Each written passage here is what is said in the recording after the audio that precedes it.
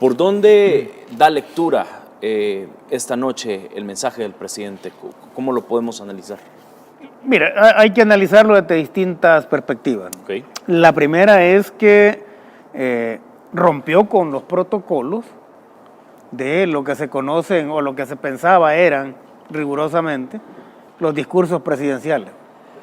Es decir, por lo general el discurso presidencial sirve para ir a ofrecer mil cosas o para trazarte unas líneas gruesas de lo que tú pretendes. Se usa un lenguaje de otro tipo.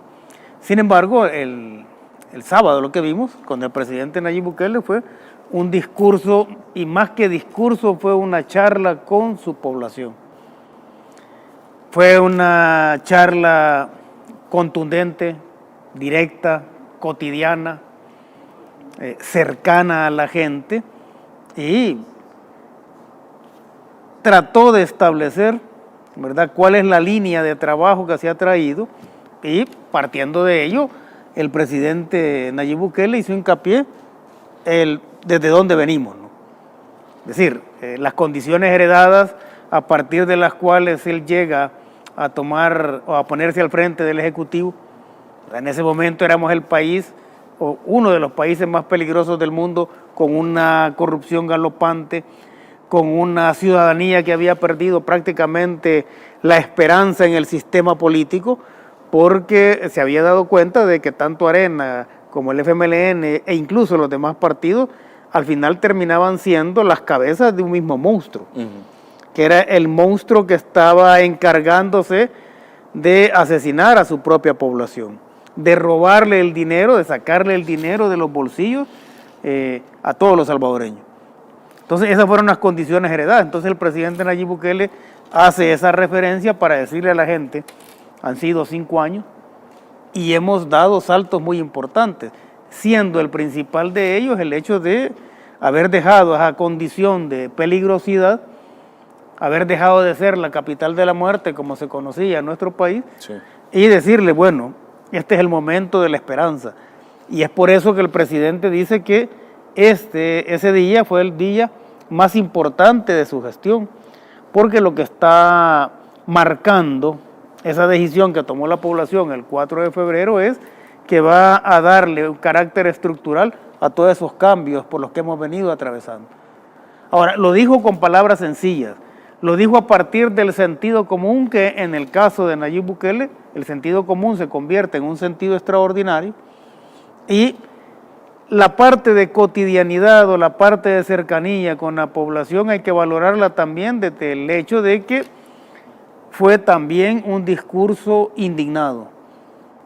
E indignado porque el presidente, al igual que muchísima gente que quiere este país o que queremos este país, no comprendemos cómo todavía existen sectores oscuros y perversos que quieren que El Salvador vuelva a la situación en la que estábamos antes.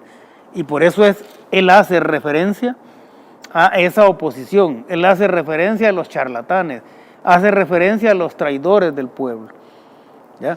Y les dice, bueno, hemos recorrido 5 años y en estos 5 años los frutos son estos.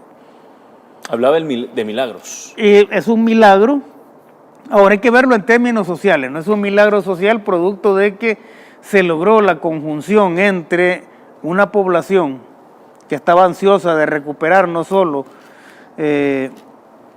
la confianza en un régimen político electoral, sino que una población también que estaba esperando toparse con el líder adecuado para poder reinventar este país, ¿no? Entonces, más bien el milagro, diría yo, estuvo en el hecho de que se reencuentra el líder adecuado con la población adecuada también, porque aunque suene así un poco malinchista decirlo, ¿no?, los salvadoreños somos especiales. Y creo que eso queda demostrado por el hecho de que nosotros como salvadoreños fuimos capaces de sobrevivir durante 30 años en un país que no era apto para el consumo humano. Nosotros fuimos capaces de sobrevivir sin perder la sonrisa, a pesar de que estábamos en medio de una guerra social de pobres contra pobres. Ahora, esa guerra social de pobres contra pobres que dejó más de 120,000 asesinados, la inmensa mayoría, por no decir todos, provenían de los sectores populares. Entonces, el milagro ocurre, si lo queremos ver así, el milagro ocurre cuando esa población, ¿verdad?, decepcionada, desilusionada, desencantada por todo lo que había vivido, logra recuperar la confianza, logra recuperar la fe en su país, porque tiene frente a ella al líder adecuado. El tema de la economía sin duda ha sido uno de los tópicos, si lo queremos llamar así, que de pronto en el último año del gobierno del presidente Nayib Bukele, pues los salvadoreños estaban exigiendo, y me llamó mucho la atención lo que decía el presidente: vamos a enfocarnos en la economía, pero El Salvador necesita 3 cosas para curarse, para arreglar la economía. 1, obviamente la guía de Dios. 2, el trabajo incansable del gobierno. Y 3, que ese sí me llamó poderosamente también la atención, que el pueblo vuelva a defender a capa y espada cada una de las acciones que se tomen.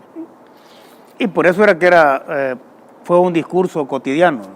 O sea, Nayib Bukele lo que hizo fue tocar el corazón de la población, ¿verdad?, para mantener el contacto y el compromiso que tiene con esta población. Ahora, tú no puedes resolver el problema de la economía, que al final es el problema importante, ¿verdad?, porque el problema de la delincuencia era el problema urgente.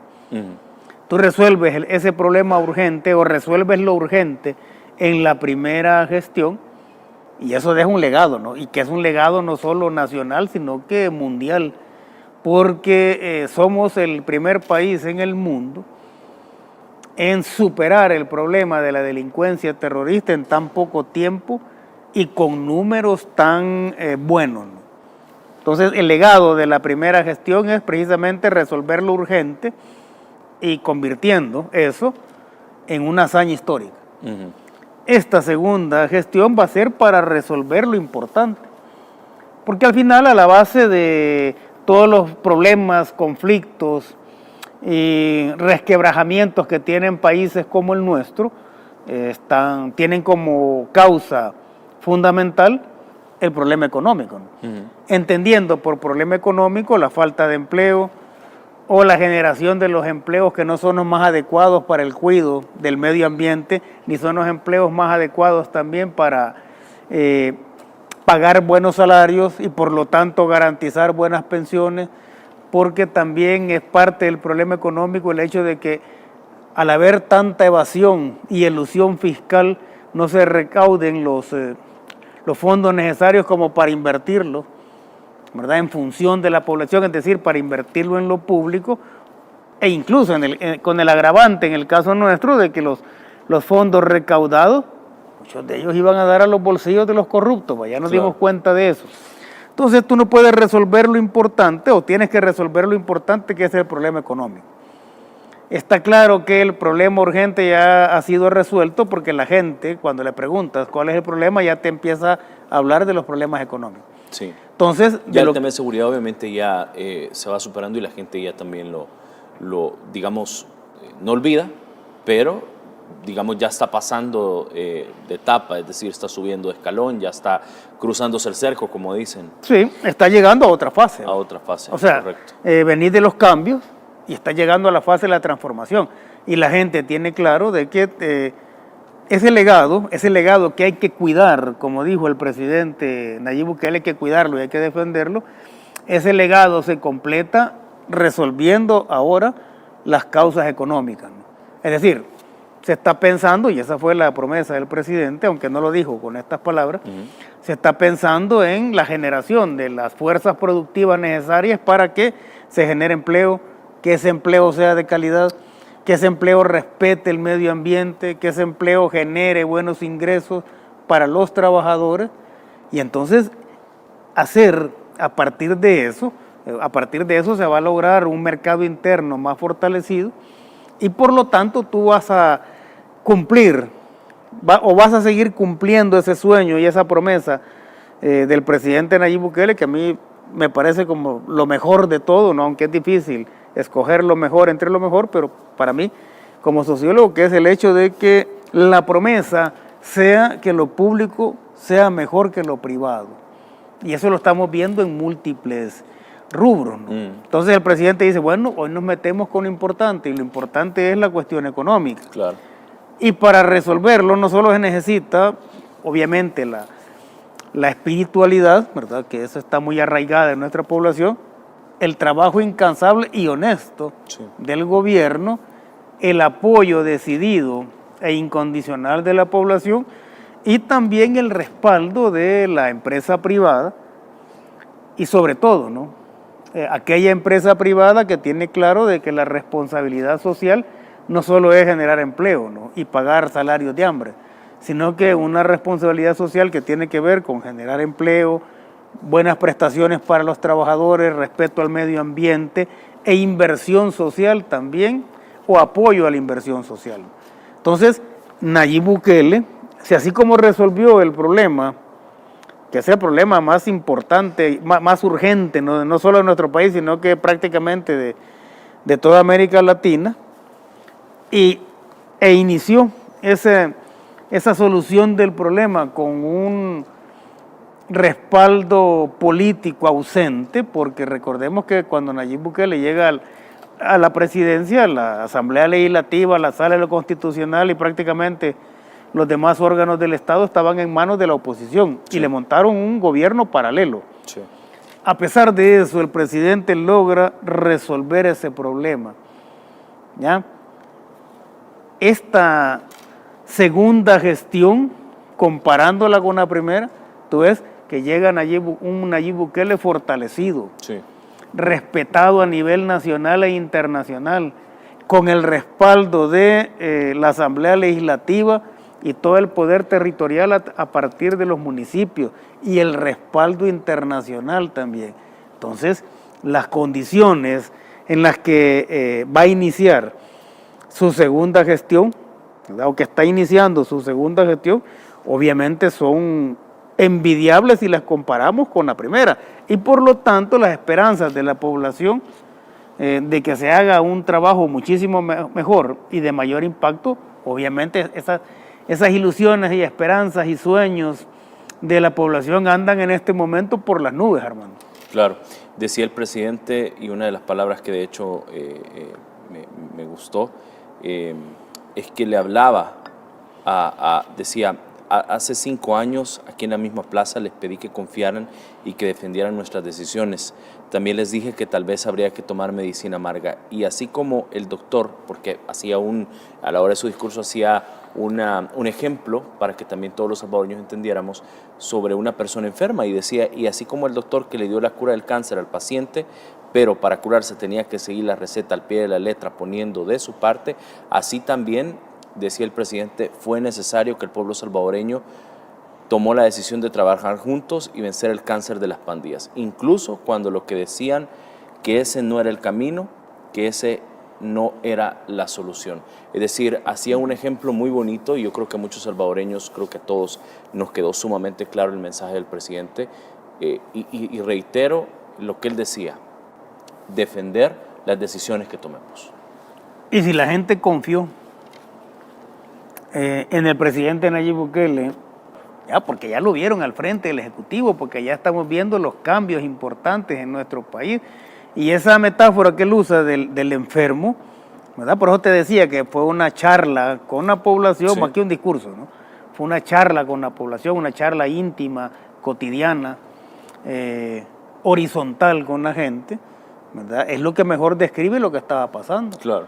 O sea, teníamos un cáncer que era las pandillas, pero ese cáncer hizo metástasis. ¿Por qué? Porque las células malignas, ¿verdad?, también pues, encontraron su morada en la corrupción, en una institucionalidad construida para la impunidad, en la prepotencia e incapacidad de muchos funcionarios públicos, de los gobiernos anteriores. Entonces era un cáncer que había hecho metástasis. Y cuando tú tomas la medicina, pues fíjate, te cae el pelo, claro, pierdes fuerza, pero sabes que ese es el camino para sanarte. Entonces, si la gente confió y siguió al presidente en 2019 o a partir de 2019, pues obviamente digamos, el seguimiento y el no poner la impaciencia como un argumento político, que es lo que está haciendo y va a seguir haciendo la oposición, eso lo va a respaldar aún con mayor fuerza el pueblo salvadoreño. ¿Por qué? Porque esta guerra contra las pandillas no ha terminado y mucho menos también las acciones contra el narcotráfico. Me da paso a poderles contar a los salvadoreños, por si de pronto nos acaban de sintonizar y no lo vieron. Hace 3 horas el presidente Bukele publicaba la siguiente información a través de su cuenta de red social X y decía: 11 días después de otra gran incautación de droga, nuestra Marina Nacional interceptó otra lancha a 805 millas náuticas. Esto hablamos de 1.491 kilómetros al sureste de La Bocana, El Cordoncillo, esto en el estero de Jaltepeque. ¿Qué dijo el presidente? Bueno, la embarcación llevaba a bordo 3 tripulantes de nacionalidad ecuatoriana y se estima que contiene aproximadamente 1 tonelada de cocaína valorada en unos 25 millones de dólares. Y ahí obviamente estamos viendo las imágenes. Uno de los temas también que llama mucho la atención es en el mapa de comparación, por ejemplo, de dónde se interceptó, y esto si queremos obviamente ponerlo en distancia, podríamos estar hablando obviamente de la punta del centro del Salvador hasta Guerrero en México, o si queremos dimensionar las distancias, estamos hablando también hacia arriba en el mapa de Centroamérica, de El Salvador hasta Miami, Florida. Así de lejos andaba nuestra marítima, nuestra fuerza, nuestra Marina Nacional, mejor dicho, que ya, como repito, interceptó esta lancha a 805 millas náuticas con droga valorada en unos 25 millones de dólares. ¿Cómo lo ve? Bueno, forma parte del cuidado de tu territorio también, ¿no? Entonces ahí nos damos cuenta de que esta guerra contra la criminalidad, si vamos a usar el concepto más amplio, tiene múltiples lados. Acá, lo que ha sido, ¿no? Lo que fue la violencia terrorista de las pandillas, la violencia común o la delincuencia común, el narcotráfico por mayoreo, que serían estos casos que estamos viendo, pero también tienes que meterte a resolver el problema del narcomenudeo. Sí. Y entonces lo que está mostrando ahí es que este proceso de lograr la gobernabilidad en el territorio todavía es algo que está pendiente, aunque definitivamente estamos en una situación que no tiene absolutamente nada que ver con la que iniciamos el 2019. ¿Ya? O sea, no tiene nada que ver, ¿no? Ahora, hay que tener claro de que esta lucha continúa. Nosotros tenemos acá cerca países hermanos, ¿no?, que están sufriendo esos flagelos, y el flagelo del narcotráfico como que si fuera el supraestado que está detrás de muchas acciones de violencia criminal en algunos países, pero acá en el caso de El Salvador se han topado con una posición firme, decidida y soberana del presidente de la República, no solo para hacer respetar las decisiones políticas que tomamos, sino que también para hacer respetar pues todo lo que se concibe como el espacio que nos pertenece a nosotros como salvadoreños, ¿verdad? Y guardarnos de que este tipo de drogas y cualquier tipo de drogas, no solo lleguen a otros países, sino que sobre todo no lleguen a nuestro país. Entonces estamos viendo un trabajo decidido, firme, continuo, ¿verdad? Es loable realmente lo que se ha hecho de parte del Ejército, la Marina, los cuerpos de seguridad, bueno, todo lo que tiene que ver con la seguridad del Estado, es loable todo lo que han hecho, y ese es el camino, ¿no? Entonces eso nos posiciona y nos da más prestigio también a nivel internacional. Claro, totalmente, y es parte, por supuesto, de esta visión que tiene el presidente en el tema de seguridad, que, como repito, ya también El Salvador ya curó este cáncer de las pandillas, que esto también, digamos que es un éxito, un milagro, decía el presidente, de muchos milagros que nos han pasado en tan corto tiempo. Un proceso que cuando nosotros lo analizamos así en frío, pareciera que es una cuestión de que se pasó de un lado al otro. Decir, por ejemplo, que venimos del país más violento y somos el país más seguro, se dice fácil y solo se ocupan unas cuantas palabras. Ahora, si nosotros dimensionamos realmente lo que sucedió y vemos las imágenes de cuando éramos un país o el país más violento de toda la región continental y uno de los más violentos del mundo, entonces las valoraciones cambian, toman una dimensión que definitivamente va más allá de cualquier explicación histórica, teórica, que nosotros podamos tener a la mano. Así de sencillo, en el lapso de 5 años, nosotros hemos recorrido un camino que otros países se tardaron décadas en recorrer. Entonces, por eso, a partir de esa connotación es que se considera, o algunos lo llaman, el milagro, ¿verdad? O uno de los milagros que se han dado en nuestro país. Y en términos sociológicos vamos a decir que eso fue posible porque al final, ¿no? Al final el imaginario de un país mejor pesó más que esa condición de sumisión que traíamos y que casi que nos habían convencido a los salvadoreños de que no había salida, ¿no? Casi que nos habían convencido de que teníamos que vivir permanentemente con la delincuencia y de la delincuencia. Y alguna gente absurda decía, y hay videos también de eso, de que las pandillas eran un bien necesario. Bueno, esa fue una estupidez. Vamos a usar los conceptos, claro. Sí. Esa fue una estupidez y una perversión de la etnografía. O sea, quien dijo eso fue un antropólogo, pero ahí pervirtió por completo lo que es la etnografía. Porque eso sería como decir entonces que todas las acciones delictivas, ¿verdad?, forman parte o tienen una función social y que por lo tanto son válidas. Entonces, no solo se estaba validando, y por eso pervierte la etnografía, no solo estaba validando a las pandillas, sino que entonces validas a cualquier tipo de actividades ilícitas. Es decir, avalas cualquier tipo de acción que tú puedas realizar fuera del marco de la ley con tal de enriquecerte rápidamente, ¿ya? Y en el fondo, porque todo tiene su fondo, ¿no? En el fondo decir eso también era como decir, bueno, mire, también la corrupción tiene una función social y es necesaria. Ya casi sentía yo que se ponía a decir el tipo, mire, no metan preso a este corrupto, y entonces, ¿cómo van a hacer los hijos de él o la familia de él para vivir como ha estado viviendo si no lo dejan que se robe los fondos del gobierno, ¿no? ¿Sí? Entonces esa fue una estupidez, fue una perversión. Obviamente ahí había intereses que estaban detrás, ¿no?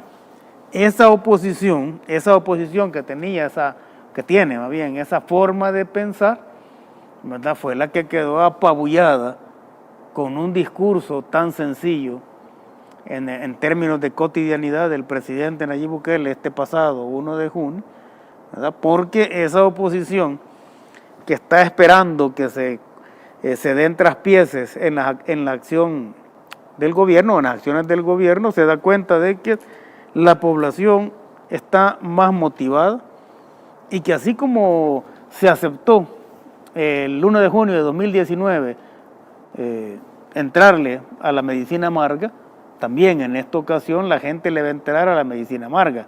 ¿Y por qué la gente puede estar dispuesta a eso? Porque confía en las decisiones del presidente y porque confía que mucha de esa medicina amarga la van a aprobar aquellos sectores que han vivido solo probando la medicina dulce, ¿ya?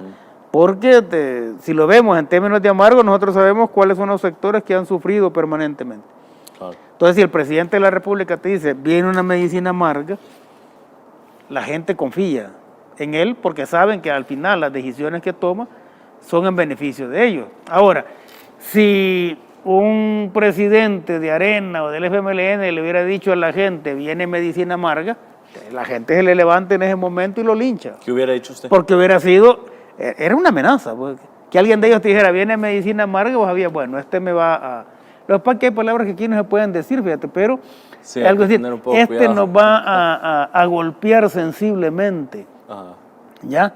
Pero si el presidente dice, viene medicina amarga, dice, bueno, probamos esto, nos socamos el cincho un rato y confiamos también en que la medicina amarga la van a probar aquellos que solo han comido dulce, Claro, ¿ya? claro. Las brújulas de todos los países están apuntando hacia El Salvador. Antes, en lugar de apuntar hacia El Salvador, más bien trataban de tapar a El Salvador porque éramos sinónimos de violencia, de crimen, de corrupción, Sí. etcétera. Entonces, hoy las brújulas apuntan hacia El Salvador y lo ven como un punto geográfico de esperanza, de motivación, de crecimiento, de resolver los problemas más urgentes que puedan tener la población, y que muchos de ellos, o los principales de ellos, tienen que ver precisamente con el mantener la vida, ¿no? Entonces, muchos de los mandatarios, por no decir todo, y muchas de las delegaciones que vinieron, por no decir todas, al igual que la gente que estaba congregada frente al Palacio Nacional, ¿verdad? Esa gente, más que ir a escuchar a Nayib Bukele en su discurso, que como digo, fue una charla, lo que querían era estar cerca de Nayib Bukele, porque es el referente político a nivel planetario, ¿no? Y así como la gente que se congregó lo que quería era estar o sentir como propio el triunfo del 4 de febrero, y por eso llegaron, ¿verdad? Y llegaron a saludarlo de lejos, a sentir que él les devolvía el saludo. Entonces, muchos de esos líderes también llegaron para estar cerca del presidente y para ver in situ, ¿verdad? Ese milagro, eso que estamos llamando, que algunos llaman el milagro en El Salvador, es decir, un El Salvador con un nuevo rostro. Ahora, si lo vemos ya más fríamente en términos de números, lo que tenemos es una segunda gestión con un respaldo muchísimo mayor que la primera gestión. Prácticamente el 100% de los países del mundo reconocieron el triunfo de Nayib Bukele el 4 de febrero. Creo que había más de 60 delegaciones presentes en la toma de posesión. Si no vinieron los jefes de Estado, los presidentes o los primeros ministros, mandaban a sus cancilleres o mandaban, obviamente, en el caso de Estados Unidos, por ejemplo, mandó el secretario de Seguridad Nacional. Sí, el hecho de que un país te mande un delegado, ¿verdad? Aquí yo creo que no se puede decir que son delegados de menor o mayor nivel, ¿no? El hecho de que un país te mande a un delegado a una toma de posesión te está diciendo, ya que si no puede, digamos, asistir el presidente, te está diciendo yo reconozco tu gobierno. Porque si no fuera así no mandas a nadie. ¿Ya? Entonces, ¿qué es lo que tenemos? Tenemos una segunda gestión que inicia con un respaldo envidiable, diría yo, a nivel planetario. ¿Ya?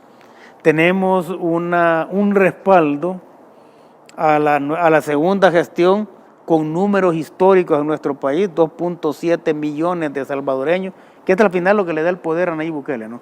Esos 2.7 millones de votos que obtuvo, ¿ya? Eso es inédito en el país, casi el 90% pues, de la población apoyando su gestión. Tenemos también las declaraciones explícitas de las grandes empresariales o de los grandes gremios empresariales del país respaldando la segunda gestión, y entonces lo menos que puede generar todo eso es una enorme ilusión de que hoy todos, con la excepción de los grupúsculos que todavía están removiéndose, ¿verdad? Allí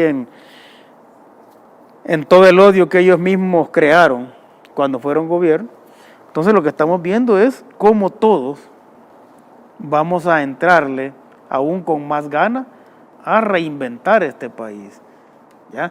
Entonces la lectura es esa, ¿no? Es segunda gestión con un respaldo internacional nunca antes visto, al menos de lo que yo he estado investigando, nunca antes visto en ningún país de la región latinoamericana, ¿ya? Entonces eso, bueno, la misma China, ¿no?, que en términos económicos es la primera potencia mundial, te dice, nosotros continuamos trabajando o queremos continuar trabajando de la mano con el presidente Nayib Bukele. Respetamos su liderazgo. Y ya vimos lo que podemos hacer, ¿no? Y ya vimos lo que podemos lograr cuando esas relaciones con los otros países se establecen sobre la base de la igualdad, que es lo que siempre ha exigido el presidente y que es lo que está de fondo en términos diplomáticos en la charla que tuvo el presidente el 1 de junio, ¿no? Porque él dice, esta es una cuestión de hacer respetar nuestra soberanía y nuestra libertad, porque somos un país, hoy sí, soberano y libre. Sí. ¿Ya? Entonces, ¿eso cómo lo logró?